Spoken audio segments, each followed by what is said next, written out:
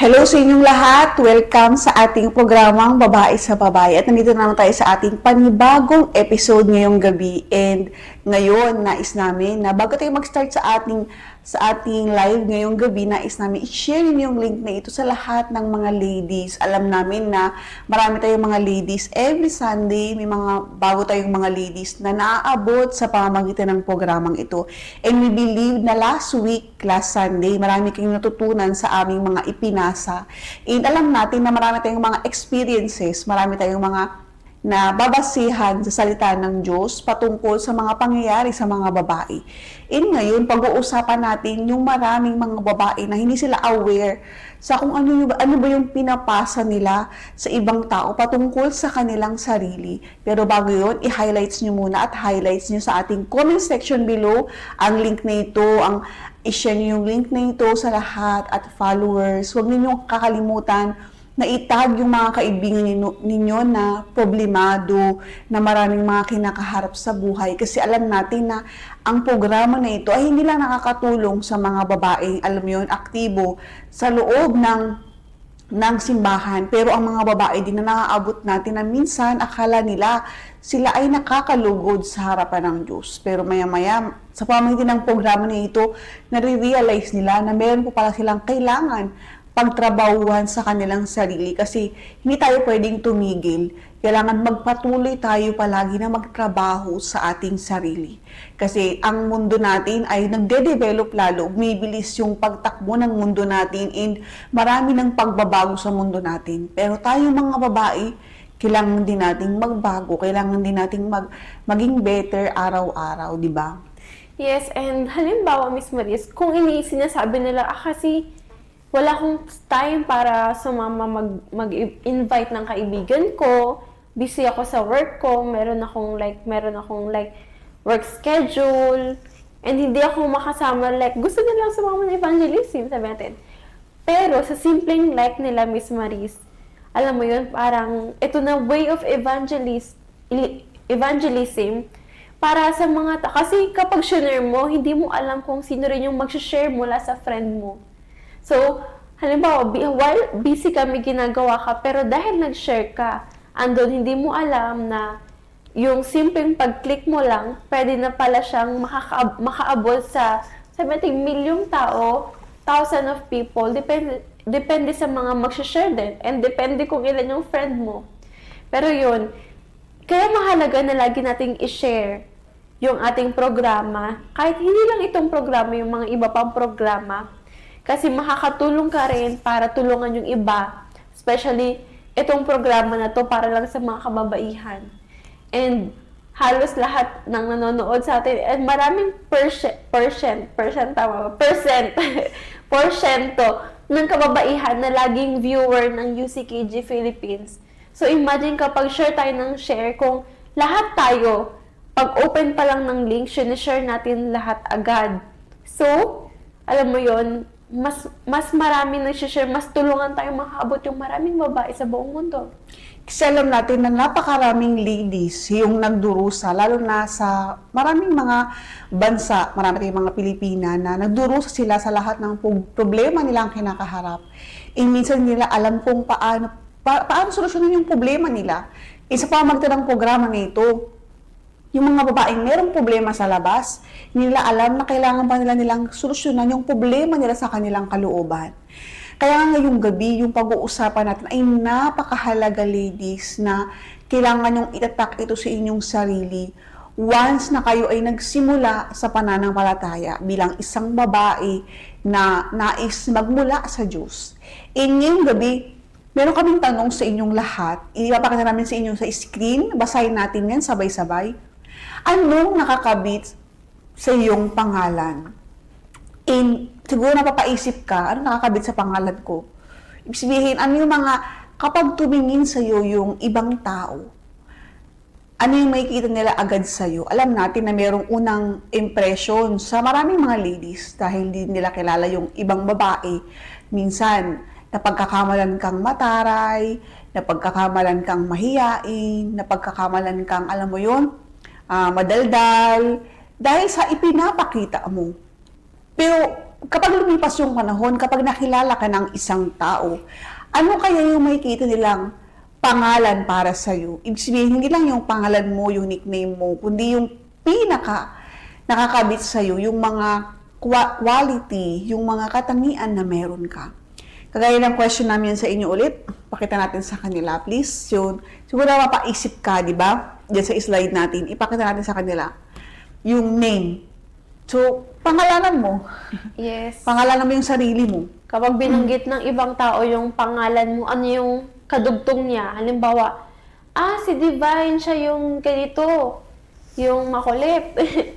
Or siya yung silent, siya yung obedient, something na ganun. Kapag binanggit yung pangalan mo, ano yung unang character na maalala sa'yo ng ibang tao?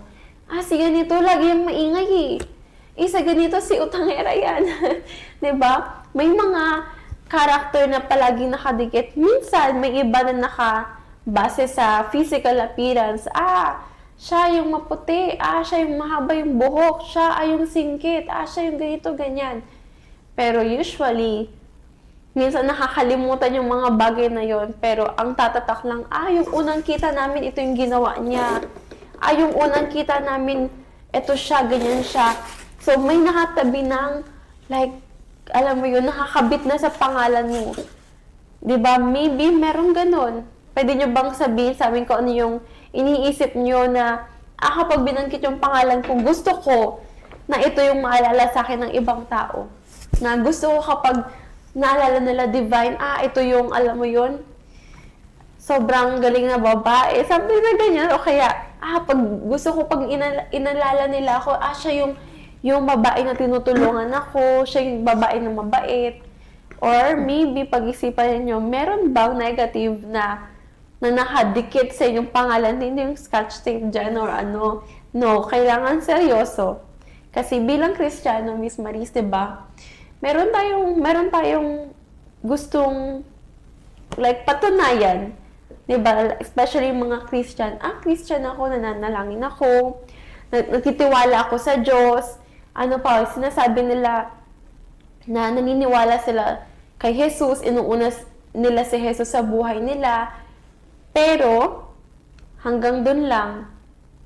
And hindi nila like napapanindigan yung ganitong title ng pagiging Christian.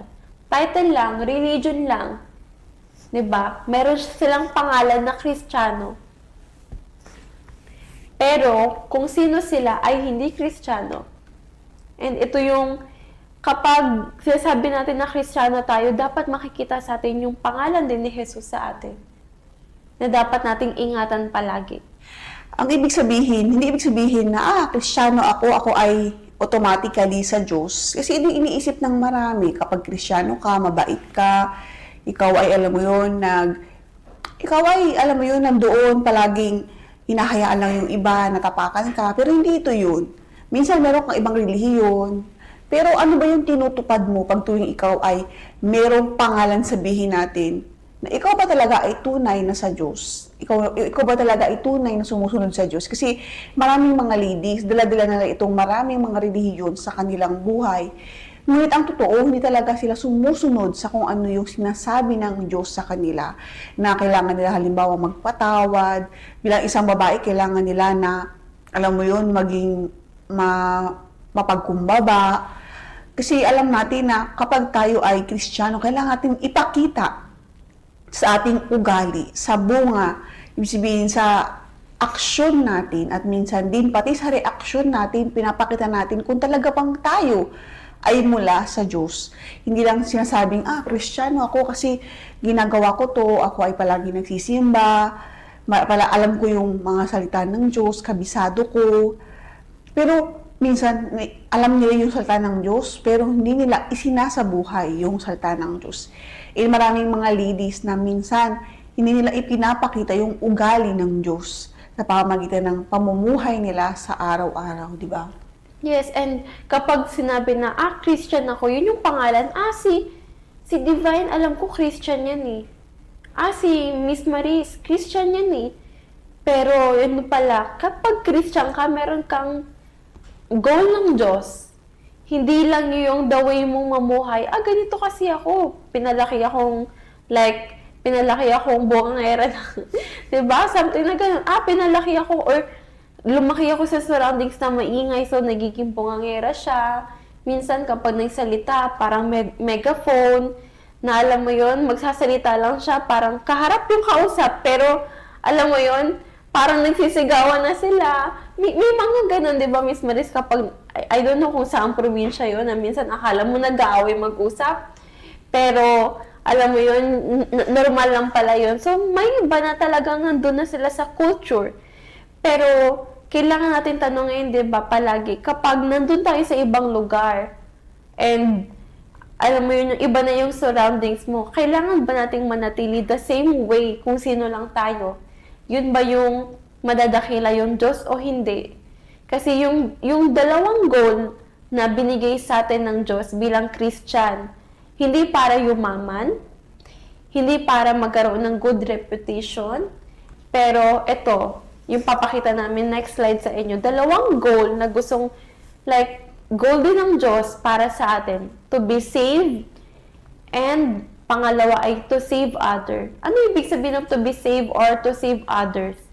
Yung, alam mo yun, meron kang assurance na kapag dumating si Jesus, makakasama ko siya, and matutuwa siya sa akin bilang isang anak niya. And to save other is, meron kang kakayahan, sabihin natin, di ba, kapag nasusunod na bahay, and alam mo kung paano umalis sa nasusunod na bahay, meron kang training, something na ganun, lalo na yung mga firefighters, diba? Meron silang training, so, kaya nilang magligtas dun sa nasusunog na bahay. Bakit? Kasi handa sila, may pinag-aralan sila, and nag-train sila para doon. And kapag tayo bilang Christian, dahil sinasabuhay mo yung pagiging Christian, so, meron ka rin kakayahan para hindi palitan yung religion ng ibang kasama mo na hatakin mo sila dun sa simbahan mo o hindi. Andun ka, pero pinapakita, nahihikayat sila para maniwala rin sa Diyos. Kasi kung sino man yung naniniwala sa Diyos, Miss Maris, o natagpuan yung Diyos, for sure, magiging in love sila sa Diyos. Alam mo yun, kapag na-love at first sight, kapag nakilala mo yung isang tao, nagiging in love. And ganun din, kapag nakilala nila si Jesus, sila ng mga taong sinasabi nila na, hindi totoo yun si Jesus kasi ganito, ganyan. And hindi kami nandito para pag-usapan yung religion. Hindi kami dito para, alam mo yun, i-convert lahat ng nanonood sa isang religion. No, nandito kami kasi alam namin kung ano kami before and kung paano kami tinutulungan ng Diyos. And meron lang kaming pangalan. Wala kaming physical na contact kay Jesus. Wala kaming nakita namin in person. Wala. Meron lang kami yung pangalan ni Jesus. And meron din dito na kasiguraduhan yung enkwentro sa Diyos. And kapag ikaw ay mayroong enkwentro sa Diyos, meron ka nitong dala-dala na pangalan na kailangan mong ingatan. Hindi lang yung sinabi niya kagaya yung magandang reputation. Kasi marami sa mundo na meron silang magandang reputasyon dahil sa mga kawang-gawang ginagawa nila. Pupunta sila sa mga mahihirap na lugar para magbigay ng pagkain, yung mga milyonaryo, nagdo-donate sa mga orphanage. Hindi ito yung ibig sabihin ng, alam mo yun, pagiging maganda yung reputasyon. Kasi alam natin, yung mga ganitong tao, ginagawa nila yung mga ganito, yung magkawang-gawa, yung mga maraming mayayamang tao, kahit yung mga artista, yung mga sikat na tao sa buong mundo. Marami silang ginagawang kawang-gawa, donasyon sa maraming mga orphanage, bahay ampunan, para lang, alam mo yun, maging malinis yung konsensya nila na meron silang ginawang tama sa mundong ito. Pero kahit na maganda yung reputasyon nila dahil tumutulong sila sa iba, hindi ito ibig sabihin na sila ay nagliligtas ng kaluluwa. Hindi. Kasi alam natin na yung pagliligtas ng kaluluwa ay malaking responsibilidad. At ito ay nagpapakita sa ating ugali. Kasi alam natin na maraming mga milyonaryo, merong mga tao din na merong mga may kakayahan tumulong sa iba. Pero kailangan obserbahan paano sila mamuhay sa likod ng mga kortina, yung sinasabi natin, yung sabihin sa likod ng mga pintuan. Ano ba yung buhay nila talaga sa reality? Kasi alam natin na, halimbawa recently, may mga artista na na-discover na meron silang mga ginagawang mga illegal na bagay. in anong punto na sila ay magdo-donate ng malaking pera, magbabayad ng malaking pera, at minsan pa nga, sa mga pinapakita nila, binabanggit nila yung patungkol sa Diyos, pero yung ugali nila, yung pamumuhay nila sa araw-araw, hindi nagpapakita na sila ay taga-Diyos. Yung ganito rin yung sinasabi namin dito na hindi lang basta magkaroon ka ng magandang reputasyon, pero sino ka talaga sa likod ng mga pintuan pag walang nakakakita sa iyo, walang nakatingin sa yung isang tao na kilala mo. So, ito yung kailangan mong obserbahan. Kaya maraming beses, sinasabi mo, bakit ba hindi ko mailigtas yung pamilya ko? Bakit ba hindi ko makita yung pagbabago sa pamilya ko? Kung ikaw talaga ay merong enkwentro sa Diyos, may kita ng pamilya mo yung difference ng before at after mo. Pero kung nakikita lang nila yung before mo, wala yung after. So, napaka-imposibleng iligtas mo yung mga taong nakapaligid sa'yo. Kasi kapag wala kang enkwentro sa Diyos, kahit na meron kang, alam mo yun, sinasabi mo na, ang nagbago lang sa'yo ay ang paraan ng pananamit, ang nagbago lang sa'yo ay nagsisimba ka araw-araw. Pero pagdating sa day-to-day life mo, may kita ng mga kapamilya mo na ganun pa rin, na ikaw pa rin ay nagmumura, ikaw pa rin ay, alam mo yun, sumisigaw nang wala namang dahilan, nagagalit sa maliit na bagay, naiirita sa maliit na bagay. Yung asawa mo, imbis na, alam mo yun, tulungan mo siya, lalo kang mapagmataas, pero hindi mo nakikita na mapagmataas ka. E meron din tayo mga ladies na minsan, sinasabi nila na, ako ay naglilingkod sa Diyos, meron akong posisyon sa ganito, ganyan, sa loob ng simbahan. Pero minsan, hindi kita yung mali nila. Minsan, sinasabi nila, gusto nila minsan na maglingkod, pero para ipakita lang sa iba. Alam mo yun, para bang gusto nila yung papuri lang sa kanila. Hindi yung papuri para sa Diyos. At ito yung mali. Kasi lahat ng ginagawa natin dapat ay para sa Diyos. Para sa kapurihan ng Diyos. Para sa kaligtasan ng iba. Pero kapag wala ka nitong, alam mo yun, kaisipan. So, ang iisipin mo, kapag hindi ako pinuri, so, yung gawa ko ay hindi maganda, walang kwenta. Hindi, kasi ang lahat ng ginagawa natin, kung ito man ay pinakamaganda para sa Diyos. So, yung Diyos ay ang pinakamahalaga na dapat nating pasayahin, hindi ang ibang tao. Pero maraming beses, ano yung nakikita natin sa maraming mga ladies na sinasabi nila, ako'y taga-Diyos. Ang gusto lang nila ipakitang tao na yung pamilya nila ay buo, masaya. Pero sa likod sa likod ng camera, na wala na yung picture, wala na yung litrato, doon makikita yung tunay na kulay ng ugali. So, kailangan nating obserbahan yung ating sarili. Ako ba ay nagliligtas o naglalayo ng tao sa Diyos? Sa pamamagitan ng halimbawa mo, sa pamamagitan ng mga pinapakita mong reaksyon, ng mga sinasabi mo. So, dito mapapatunayan kung ano yung nasa loob mo. Malalaman mo kung ano yung nasa loob mo kapag ano yung lumalabas sa bibig mo. Doon makikita kung ikaw ba talaga ay taga-Diyos o hindi. Pag wala kang sinasabi, walang laman yung kalooban mo, so wala ka rin maidadagdag sa iba. Yes, and minsan iniisip nila, bakit mahirap kasi magligtas ng kaluluwa? Mahirap magligtas ng iba. Hindi sila pwedeng pilitin. May iba, kasi nakasulat sa Bible na sa last days, lahat ng, like yung pag-ibig, manlalamig, and normal lang na ma-persecute sa mga taong sa paligid. Yes, may mga cases na yes talaga, pero alam nyo ba na nagpapahirap din para gawin natin yung pangalawang goal na gusto ng Diyos na gawin natin dito sa mundo. Is ito, meron kang bad example. Yun yung gusto namin sabihin. Maybe katabi ng pangalan mo yung mga bad example na naaalala sa'yo ng mga maraming tao. Nandun sila, itong, for example lang, itong kabataan na to, tamad yan hindi yan marunong tumulong sa mama niya sa gawaing bahay, parang baby, kaya walang ginagawa, tambay lang. Siguro ganun ka. And then, kapag nandito nasa group ka dito sa simbahan, o nandito ka, ako na po magwawalis. Ako na po magpupunas nito.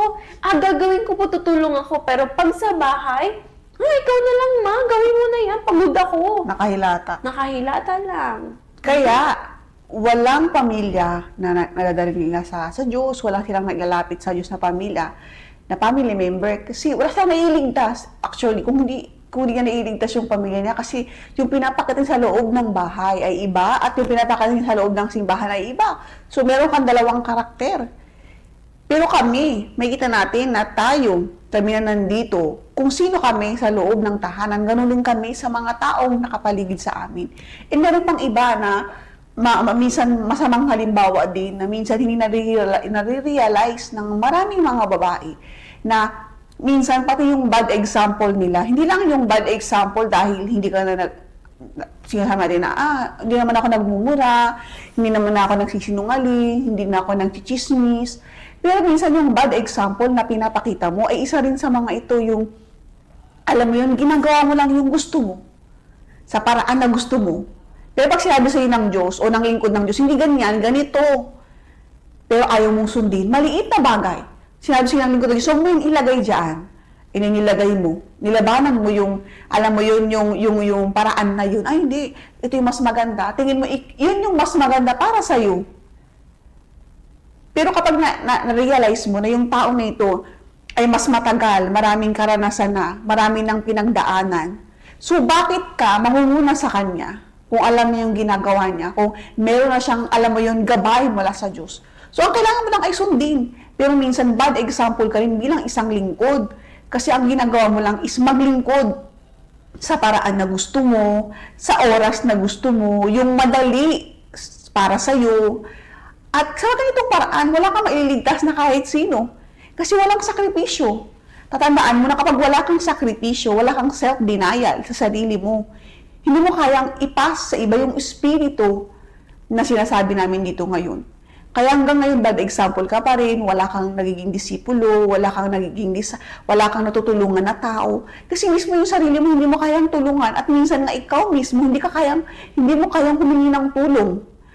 As sobrang mapagmataas ka na, hindi ko kailangan ng tulong kasi matagal na ako, so hindi ko kailangan na i-correct ako. Pero sinabi nga ng Diyos na ang minamahal niyang anak ay palagi niyang tinutuwid. So, pag hindi ka tinutuwid ng Diyos, magtaka ka. Kasi ibig sabihin, hindi ka anak. Kasi ang tunay na anak ay tinutuwid niya palagi. Tinatama niya palagi kapag mayroong mali. Pero siguro ikaw, dahil hindi ka na tinatama, kasi ginagawa mo lang yung gusto mo, yung paraan mo. And dito nagiging bad example ka rin para sa iba. Kasi hindi mo tinatanggap yung correction, hindi mo tinatanggap na ikaw ay minsan ay nagkakamali, na ikaw ay dapat magbago. That's why, nagtataka ka, bakit ako ay hindi ginagamit ng Diyos sa paraan na nais ng Diyos? Kasi paano ka gagamitin ng Diyos sa paraan na nais ng Diyos kung ginagawa mo yung gusto mo? So napaka-imposible nito. Kaya basahin natin yung verse na ito na para lang maintindihan ng mabuti kung ano yung sinasabi na ate. Tingnan nyo, wag mo hayaang hamakin ng sino man ng iyong kabataan. O ikaw na, ano man yung edad mo, pero yung espiritu mo, siguro maedad ka na, pero yung espiritu mo ay kabataan pa rin. Kundi, ikaw ay maging halimbawa ng mga mananampalataya sa pananalita, pag-uugali, pag-ibig, pananampalataya, at sa kalinisan. Tingnan nyo. Kalinisan, minsan, pagdating sa loob ng tahanan ng Diyos, malinis ka. Pero pagdating doon sa bahay mo, titingnan mo yung bahay mo, yung kwarto mo, yung mga damit mo, hinayaan mo lang na tumatambak, na patong-katong natambak ng labahin. So, wala kang kalinisan doon. Ikaw yung siguro nangongolekta ng mga bawi na, butas-butas na, o may talsik na ng Sondrox, sinusuot mo pa. Kasi, pwede pang magamit. Pero may talsik na ng Sondrox. So, itapon mo na. Gupitin mo, itapon mo na. May iba yung damit, susuotin ulit, hanger lang. Hanger lang, hindi nilabahan. Hindi, ano mo yun, spray lang ng pabango. Ganito din, isa rin, halimbawa, inimake ka ng iba pag dumaan ka, yung damit mo na sinuot kahapon, sinuot mo ulit, tapos... Akala niya mabango kasi siya lang nakakaamoy ng pabango. Pero yung pabango, may halong pawis, may halong... So, kailangan... at wala mga iba, alam mo yan. So, kailangan mo isipin itong sinasabi ng Diyos, kailangan maging halimbawa sa pananampalataya, sa pamamagitan ng pananalita mo, pag-uugali, pag-ibig, pananampalataya at sa kalinisan. At ganun din, halimbawa, ikaw din dapat ay, alam mo yun, nag-iisip patungkol sa iba. Halimbawa lang, no, isa rin tong halimbawa, alam niyo na merong kainan. Alam niyo maraming tao yung kailangan kumain. Hindi ikaw yung tao na pupunuin mo yung plato mo na parang bundok. Hindi mo iisipin yung iba, saglit lang. Meron pang ibang tao na nakapila. So, kailangan kong kunin kung ano lang yung gusto kong kainin, hindi yung gusto ko na higit pa. So, kailangan mo isipin yung ibang tao, saglit lang, merong mga tao dito na nakapila. So, kapag nilahat ko to, so yung iba hindi na matitirahan. So, ganito rin kailangan natin palaging mag-isip patungkol sa iba. Kasi lagi nating isipin na bago mo gawin yung isang bagay, kailangan mo isipin, paano kapag ako ay yung nasa lugar ng tao na ito? Ano kaya yung gagawin ko? Gagawin ko kaya na, bahala na siya. Maubusan siya, ako hindi. Hindi. Kapag tayo ay nasa pananampalataya, kapag tayo ay nag-iisip patungkol sa iba, iniisip natin yung iba, hagit lang. Pag ako yung sa lugar niya, siguro hindi ko gagawin to. Siguro naranasan mo and hindi mo nagustuhan, sabihin mo sa sarili mo, ay, never ko tong gagawin sa ibang tao. Kasi kung hindi mo nagustuhan, imagine yung ibang tao. So, ganun palagi, iisipin mo kung ano yung kalagayan ng iba. Kung ikaw yung nasa lugar nila, ano yung gagawin mo? So, ganito yung pagiging isang magandang halimbawa na palagi mong iniisip ahead. Ay, yung taon na ito, kailangan yung lugar na ito, so kailangan mong agad isipin, ay, kailangan ito bukas, so kailangan ko tong, kailangan ko siyang tulungan. Ngayon, pwede ko siyang tulungan, and then bukas, maaaring hindi niya nagawin ito kasi natulungan ko na siya.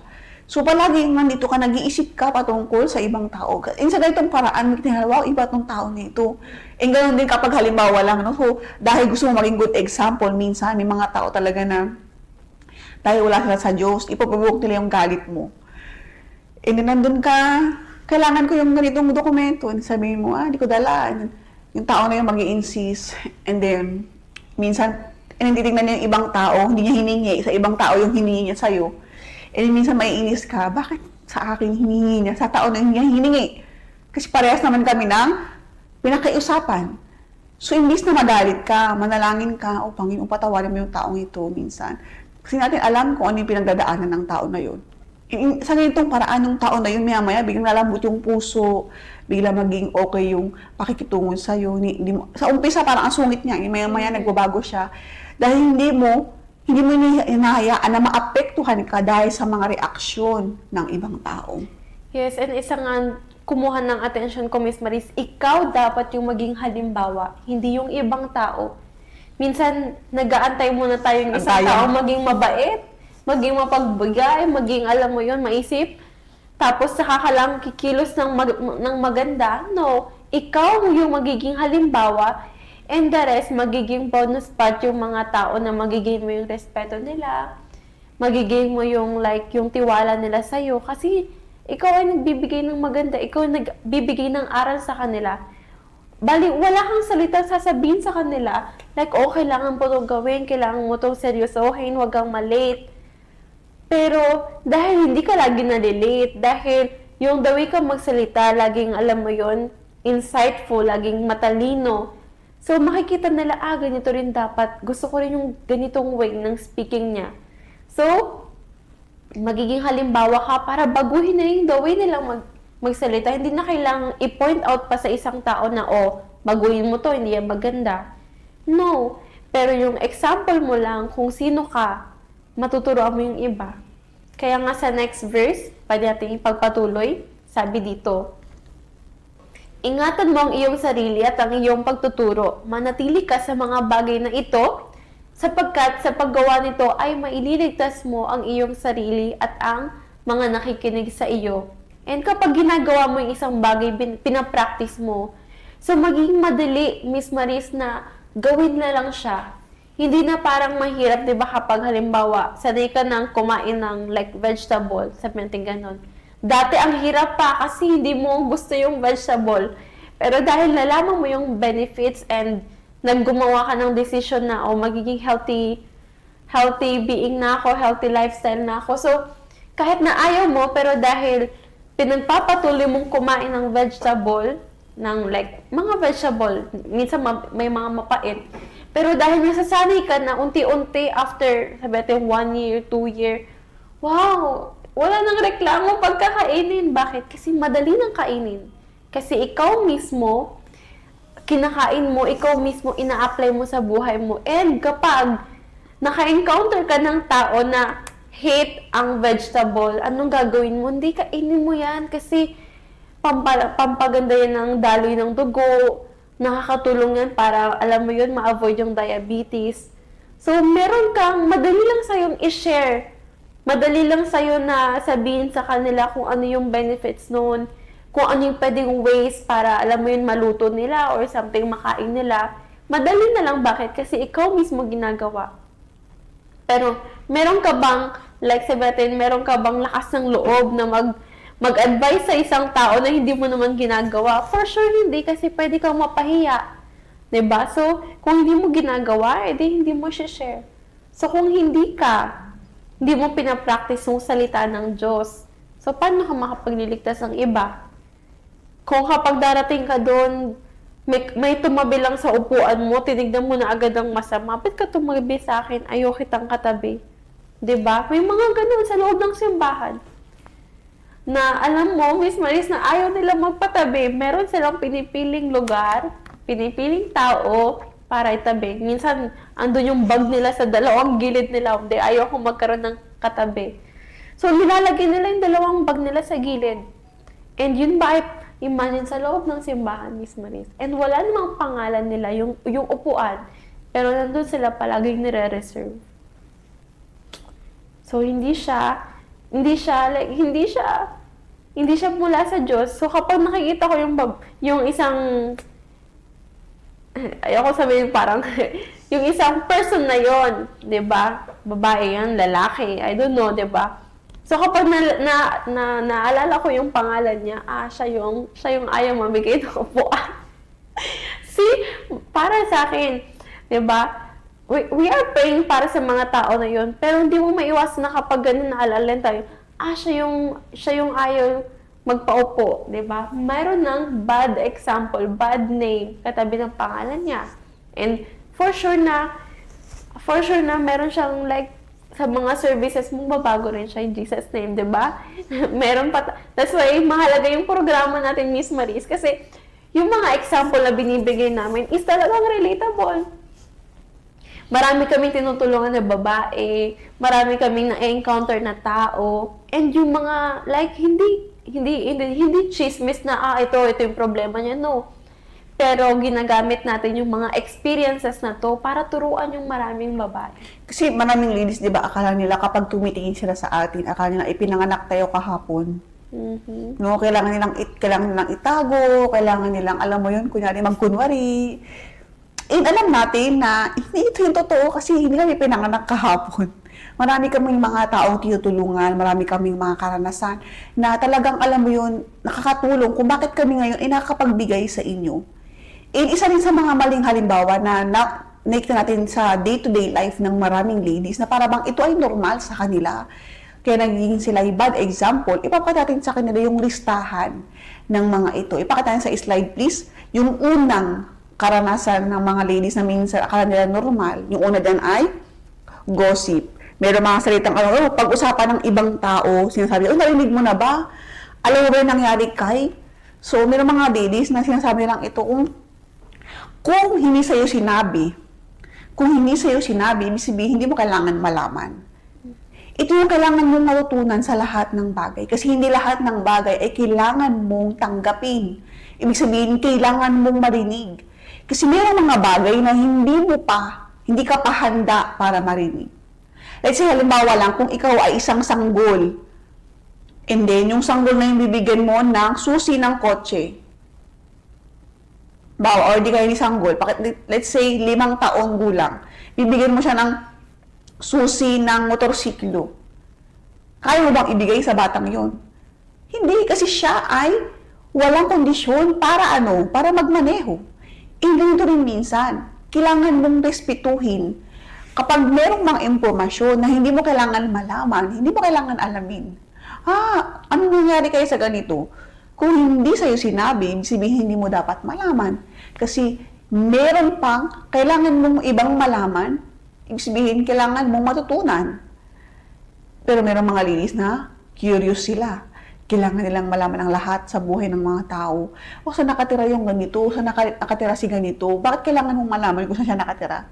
Bakit kailangan mong malaman kung ano yung ginagawa niya? Bakit kailangan mong malaman? Kailangan kung magkano yung sweldo ng Kaya, tao na yun. Bakit? Bakit kailangan mong malaman? Ang tanong ko ay, anong maidadagdag nito sa buhay mo? Yun yung tanong. Kapag hindi ito makakadagdag sa buhay mo, so wag mo nang alamin. Wag mo nang sabihin, alam mo ba, ganito. So, pag mayroong taong lumalapit sa'yo at sinasabi, alam mo ba na ganito, hindi ko kailangan malaman. Sa ganitong paraan, poprotektahan mo ang iyong konsensya, mapoprotektahan mo ang iyong reputasyon na hindi ka madadamay sa usapan. Alam mo kasi sinabi ko sa ganito, ganyan. So, maganda na sabi mo sa kanya, pasensya ka na, sorry, pero hindi ko kailangan malaman. Kasi hindi ko alam, pero hindi ko kailangan malaman. Okay, salamat sa'yo na lang kung nalaman mo. Pero kung hindi ko nalaman kasi merong purpose. Kapag ganito ka, palagi ikaw yung palaging magiging marunong sa lahat. Kasi kapag sobrang daming information yung naririnig mo, pero yung pinakamahalaga na dapat mong panatilihin sa loob mo ay yung salita ng Diyos. At minsan marami kang alam na kwento, marami kang alam na pangyayari, pero minsan yung salita ng Diyos, hindi mo alam. So anong punto na marami kang alam, wala naman yung salita ng Diyos sa kalooban mo, di ba? Yes, and lalo na kapag may mga taong lalapit sa'yo, sasabihin ng, narinig mo na ba yun? Hindi ko pa narinig, ayoko nang marinig. Diba? Pwede niyong gawin para alam nila na yung balita. Kasi may iba mismo rin sinasabi nila na, pangit kasi kapag walang alam. Pangit kasi kapag alam nila yung mga nangyari, tas ako huli na sa balita. Ayoko nang gano'n. No. Mas better pa na wala kang alam sa mga ganong balita na pag-usapan yung buhay ng ibang tao. 'Di ba? Kasi alam mo kapag chismis, kapag meron ng pangalan, meron ng laman yung kwentuhan. 'Di ba? Chismis na 'yan. So, kapag narinig mo yung mga kaibigan mo nagsama-sama na, ikaw na yung mag-stop doon. Tama na 'yan, iba na 'yan. Marites na 'yan, 'di ba? So, malalaman nila na hindi ka tumatanggap ng ganitong situation. Pero kapag ikaw, hindi ka nagsasalita, wala kang ginagawa, pero yung mukha mo, alam mo yun? Hindi ka nakikiosyo, pero andun ka, tumatango-tango, then nakikisang-ayon ka sa chismis nila. Diba? Nagkakaroon ka ng kasalanan. And next na, maling halimbawa, marami na kami nasabi kanina, pero ito yung mga example na prepare namin para sa inyo. And hurtful words. So, nandun ka, katulad ng mga nabanggit namin kanina, mabilis kang mairita, nasanggi ka lang, ano ba naman yan? Hindi ka nag-iingat. Andun na. Diba? Magsasabi ka na agad ng mga masasakit na salita na para bang sobrang perfect. Sobrang perfect ng tao na to, yung mga tao sa paligid niya, hindi pwedeng magkamali. Pero pag siya yung nagkamali, sorry, okay lang yan. Tao lang tayo nagkakamali, di ba? Pero pag ibang tao na, ganyan ka kasi, di ba? Andun na, dinadaw niya na yung tao, yung pagkakamali, katiting lang. May hilig mag-down ng ibang tao. Minsan, napakasakit ng mga salita mo, di ba? Minsan tayo sa maliit na bagay lang, nakakasakit ka na agad sa ibang tao. So, kailangan mong ingatan yung mga salitang binabanggit mo. Kasi, minsan hindi mo na maibabalik, hindi mo na mababawi yung salitang nabitawan mo. So, kailangan mo mag-ingat. Kung alam mo yung salita mo ay hindi makakatulong sa taong ngayon, mas maganda wag mo na lang sabihin. Imbis na manghusga ka, gumawa ka agad ng konklusyon, kasi ito yung tao. So, alamin mo muna kung bakit ganun yung tao na yun. Imbis na gumawa ka agad ng konklusyon, hindi hinuhusgahan mo yung tao na yun. And then yung next dyan, please, you are the one who cause problem. So, ikaw, yung palaging mapagmataas, ayaw mong matalo ka ng iba, ayaw mong magpatalo sa away. So, kailangan ikaw palagi yung manalo. Gagawin mo yung lahat para lang sabihin na, hindi, ikaw yung palaging tama. Ikaw yung palaging, alam mo yun, sa lahat ng oras, wala kang pagkakamali. Hindi ito. Kasi kailangan mong aminin na minsan. Ikaw yung gumagawa ng lumilikha ng problema. Dahil sa mga salitang binibigkas mo. Siguro ayaw mo ng gulo. Pero yung paraan, yung tono ng pananalita mo, doon na nagkakaroon ng away, ng kaguluhan. So, kailangan mong obserbahan yung sarili mo. Kaya nga ngayon, ipapakita namin sa inyo yung isa pang next verse para lang maingatan ninyo yung itong mga masamang halimbawa. Ayan. Meron pa isa sa unang Timoteo. Nabasa ba natin? Hindi pa. Nabasa na natin? Hindi pa. Nabasa na.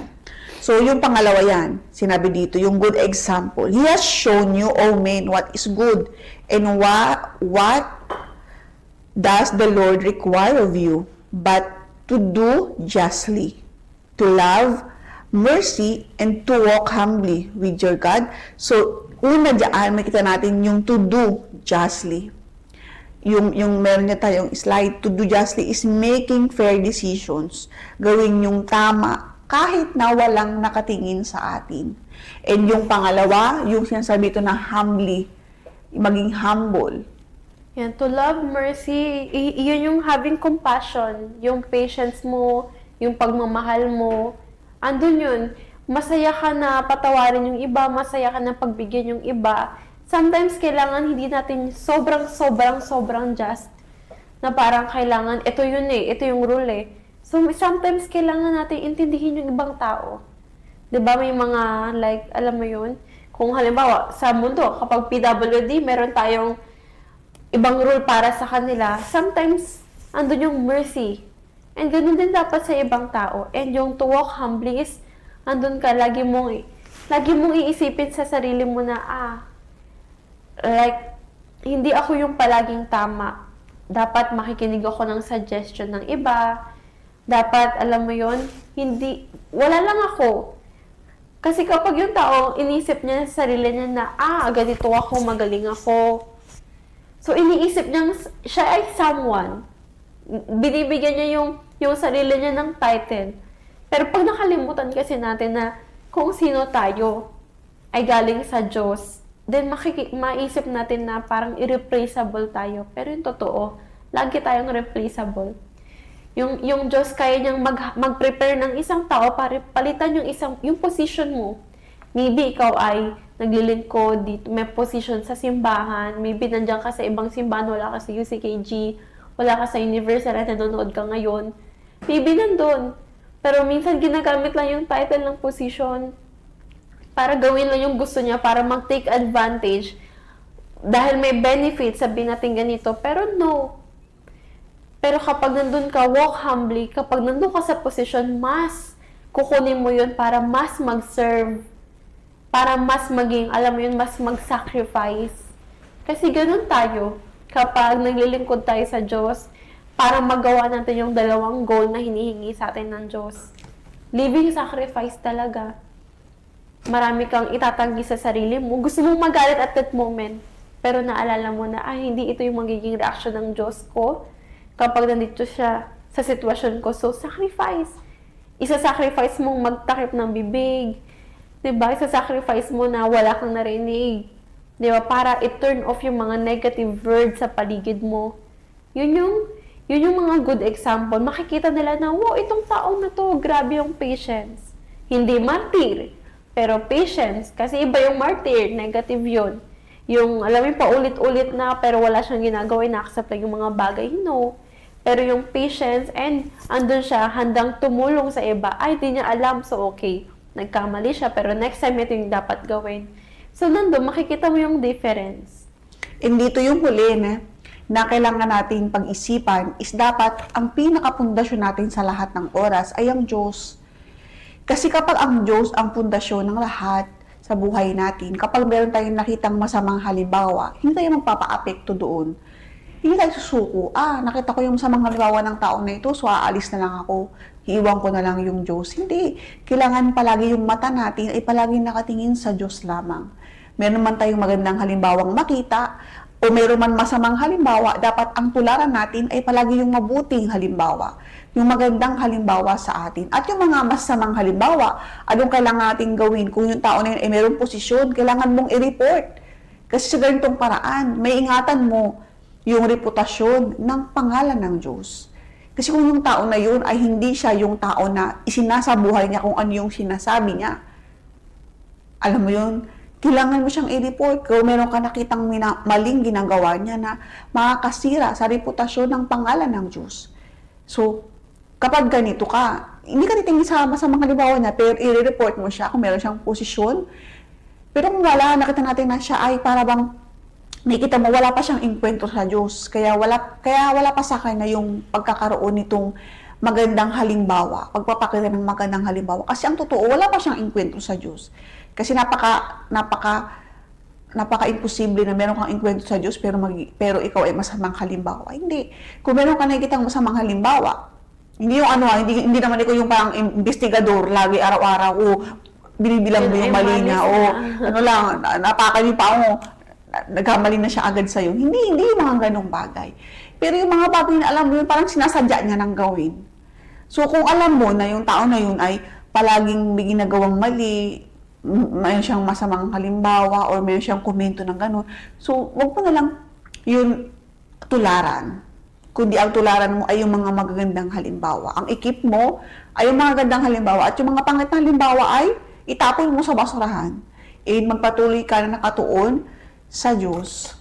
Kapag nakatuon lang tayo lagi sa Diyos, Miss Marquis, kahit lahat ng tao sa paligid natin gumagawa ng bad example, pero ikaw, nakafocus ka lang sa salita ng Diyos, then, kaya mong manatiling banal.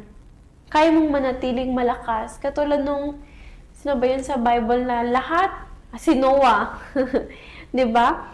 Lahat ay makasalanan. Lahat sa paligid niya, sa generation niya, kahit saan ka lumingon, sinabi sa Bible, lahat kasalanan, and lahat ay talagang ayaw ng Diyos. Alam mo yung pinakamalaking kasalanan sa harap ng Diyos. And si Noah, hindi siya nagpa-apekto. Meron siyang relasyon sa Diyos. Matuwid pa rin siya, kahit nasa gitna ng karumihan. Hindi niya sinisin na, kasi yung kapitbahay ko, ganito yung laging ginagawa. So, inisip ko, di ba? So, kapag ginaya mo, ibig sabihin na ang totoo ay hindi ikaw, yung sinasabi mo na ikaw talaga. mm-hmm. So, ibig sabihin, hindi ka talaga yung tao na nagaling talaga sa Diyos. Kasi, kung ginagawa mo lang yung ginagawa ng lahat, ibig sabihin, ikaw ay sumusunod sa mga masamang halimbawa. So, hindi ka talaga nagkaroon pa ng inkwentro sa Diyos. Kaya ikaw ay madaling maapektuhan, ikaw ay madaling maimpluwensyahan. So, ang totoo is, wala ka pa talagang tunay na inkwentro sa Diyos. Yan ang katotohanan na kailangan mong tanggapin upang mabago mo yung estado ng sitwasyon mo patungo sa Diyos. Okay, ladies, so mayroon ka pang gusto sabihin sa kanila? Yung para mag-summarize sa ating isipan, yung pangalan natin, karugtong niya lagi kung sino tayo, which is yung pagiging Kristiyano, which is si Jesus. So, kung yung pangalan natin, lagi natin iisip na, hindi ako to. So, kapag iniisip mo na si Jesus, yung nakikita ng mga tao sa kaharap mo, then, paano tayo kikilos? So, di ba, kailangan natin laging ingatan yung sarili natin. Kasi hindi tayo dito. Kumbaga, tayo ay Kristiyano, tayo ay mula sa Diyos. So, para tayong representative ni Jesus, saan man tayo magpunta. Yes, tatandaan mo yan. Either ikaw yung magdadala sa mga tao sa Diyos o ikaw yung maglalayo sa kanila. Sa pamamagitan ng ipinapakita mo. Maraming mga tao na hindi nila kilala yung Diyos. Hindi nila alam yung patungkol sa salita ng Diyos. Pero ikaw yung magiging bukas na Biblia dahil sa buhay mo, dahil sa reaksyon mo, dahil sa pananalita mo, at sa pag-uugali mo. Madadala mo sila, nakikilala nila yung tunay na Diyos sa pamamagitan ng buhay mo. Hindi sa pamamagitan ng masamang halimbawa, hindi. Sa pamamagitan ng pinapakita mong magandang halimbawa, saan ka man magpunta. Isang halimbawa lang na merong tao na alam nilang may ingrown ka. Hindi na alam na may ingrown ka. And then, apakan nila doon sa lugar na kung saan yung ingrown mo. So, ano magiging reaction mo? Ikaw yung tao na alam mo yun, papasigaw, magagalit sa tao na yun, gusto mo siyang sapaki. Kasi alam mo, di ba, pag meron kang ingrown, sino nakakasa pag may ingrown, sumakay ka ng MRT, sumakay ka ng bus, and then, di alam ng tao na meron kang ingrown. Of course, di mo sabihin, ingrown ako ito, ingatan mo yung paa ko. Hindi mo sabihin gano'n. Sabi, di alam ng tao. Hinapakan niya kung saan yung merong ingrown. So, ano yung magiging reaction mo? Ikaw ba yung magagalit? O, ay, Panginoon, patawarin mo siya. Kasi hindi niya talaga alam na may unggolan ako. So, patawarin ko na lang siya. Okay, lady? So, kailangan mong maging iba yung bawat reaction mo. Hindi para magkunwari ka. Hindi, para ipakita mo kung sino ka. And ang pinapakita mo kung sino ka is kung sino yung nasa loob mo, yung Diyos sa buhay mo. Okay, ladies? So, good night sa inyong lahat at magkita ka tayo sa susunod na linggo alas 8 ng gabi. Tutukan nyo kami at huwag nyo kakalimutan na i-share yung link na ito kung kakapasok mo lang. So, i-share mo, pwede mong umpisahan, i-replay upang mabuo mo yung mensahe natin. And take note mo kung ano yung mga kailangan mong i-work out sa sarili mo. Kasi alam natin yung programa natin ay isang oras, may isang oras. Pero kailangan mo isulat kung ano yung nakita mo sa sarili mo na kailangan mong baguhin. Hindi lang yung nanonood ka lang sa amin every Sunday, 8 p.m. and then wala kang win-workout sa sarili mo. Isulat mo sa notebook pag nanonood ka ng programa namin. Isulat mo, ay saglit lang ito, kinausap ako ng Diyos. Itong parte na ito kailangan kong baguhin sa sarili ko. And sa ganitong paraan, magiging better ka everyday. Okay, ladies? May gusto ko ba sabihin sa kanila? Wala na. So, good night sa inyong lahat. Bye-bye!